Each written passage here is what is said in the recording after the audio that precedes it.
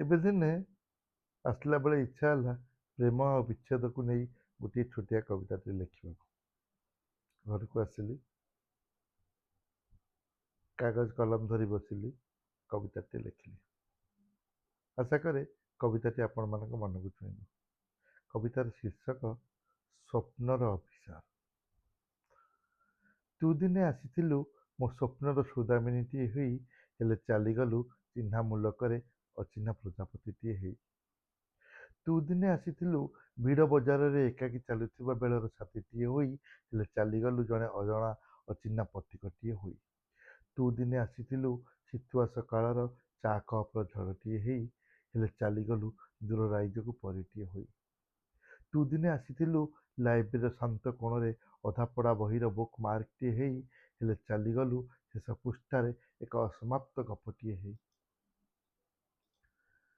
ତୁ ଦିନେ ଆସିଥିଲୁ ଜୀବନର ଅନୁଭୂତିକୁ ପାଥେୟ କରି ମୋର ଅଭୁଲା ସ୍ମୃତିଟିଏ ହୋଇ, ହେଲେ ଚାଲିଗଲୁ ସବୁଦିନ ଅଜଣା ଅଚିହ୍ନା ମଣିଷଟିଏ ହୋଇ। ତୁ ଦିନେ ଆସିଥିଲୁ ମୋ ଅଙ୍କ ପରୀକ୍ଷା ଆଗ ରାତିର ରଫ୍ ଖାତାଟିଏ ହୋଇ, ହେଲେ ଭାସି ଚାଲିଗଲୁ ମେଘ ପାଣିରେ କାଗଜର ଡଙ୍ଗାଟିଏ ହୋଇ। ତୁ ଦିନେ ଆସିଥିଲୁ ଫିଜିକ୍ସ କ୍ଲାସରେ ଅଙ୍କା ବଙ୍କା ଅକ୍ଷରରେ ଲେଖାଥିବା ନୋଟଟିଏ ନେଇ, ହେଲେ ଚାଲିଗଲୁ ଅନ୍ୟ ଏକ ରାଇଜକୁ ଉଚ୍ଚଶିକ୍ଷାଟିଏ ପାଇଁ। ତୁ ଦିନେ ଆସିଥିଲୁ ସେଇ ଶ୍ରାବଣର ପ୍ରଥମ ବର୍ଷାର ଭିଜା ମାଟିର ବାସ୍ନାଟିଏ ହୋଇ, ହେଲେ ଚାଲିଗଲୁ ଖରାଦିନର ମରୀଚିକା ପଛରେ ଏକ ଶୁଖିଲା ସ୍ୱପ୍ନଟିଏ ହୋଇ।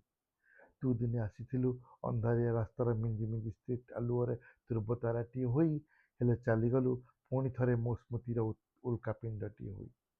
ତୁ ଦିନେ ଆସିଥିଲୁ ମୋର ଖାଲି ପଡ଼ିଥିବା କାନ୍ଥରେ ଏକ ରଙ୍ଗୀନ ପଟ୍ଟଚିତ୍ରଟିଏ ହୋଇ, ହେଲେ ଚାଲିଗଲୁ ସମୟ ସ୍ରୋତରେ ଫିକା ପଡ଼ିଥିବା କାହାଣୀର ନାୟିକାଟିଏ ହୋଇ। ଶେଷରେ ତୁ ଦିନେ ଆସିଥିଲୁ ମୋ ନିଃଶ୍ୱାସର ଜୀବନର ସ୍ପନ୍ଦନଟିଏ ହୋଇ, ହେଲେ ରହିଗଲୁ ଆଜି ମୋ କଲମରୁ ଝରୁଥିବା ଏଇ ଶେଷ ଶବ୍ଦର କବିତାଟିଏ ହୋଇ। ଧନ୍ୟବାଦ।